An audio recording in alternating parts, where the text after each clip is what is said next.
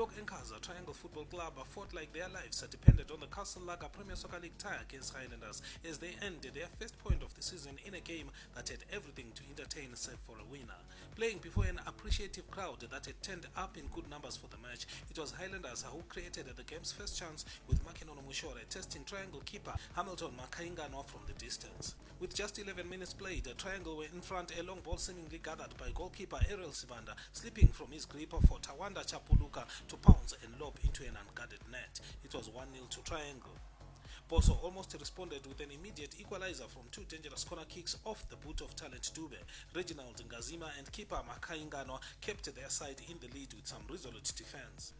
On 18 minutes, Ngazima had now taken his shift from back to front, dazzling towards goal single-handedly before he was stopped dead on his tracks by the outstanding Arthur Ndlovu. A minute later, the Sugar Boys worked something sweet and were close to making it 2-0, but Joel Msaga's pile driver rattled the horizontal bar with Ariel Sibanda beaten. In a seesaw context where both sides were giving much as they took, action swung to the Triangle goal end, with the Reason Sibanda failing to direct Makinono Mushore's cross on target.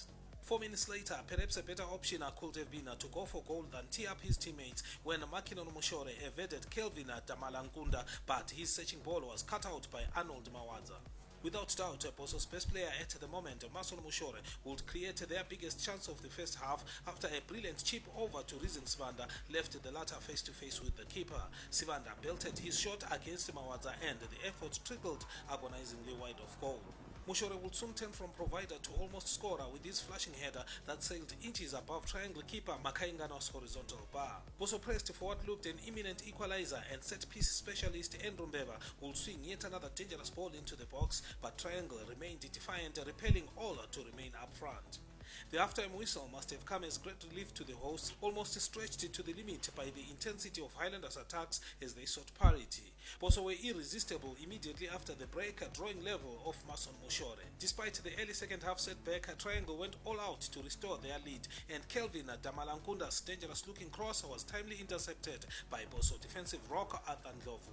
On the occasions that Boso pushed forward, they had to be wary of leaving their defense exposed to the Triangle counter. There were moments for Triangle to punish, but they just could not execute to perfection. Both sides showed great desire to snatch maximum points, and the match remained a cliffhanger all the way to the last minute, finally ending in a draw.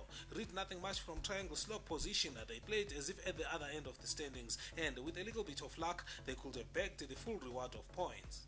Whilst the Highlanders will be dejected by failure to beat the log anchors, there were so many positives from their game. Should they build on that foundation, there is so much promise not just for results, but entertaining football built on a structure of teamwork and dominance to pummel opponents till they crack. It was a great game of football at Gibo. For the Premier Soccer League at Gibo Stadium in Triangle, I'm Tandazani Zimbabwe.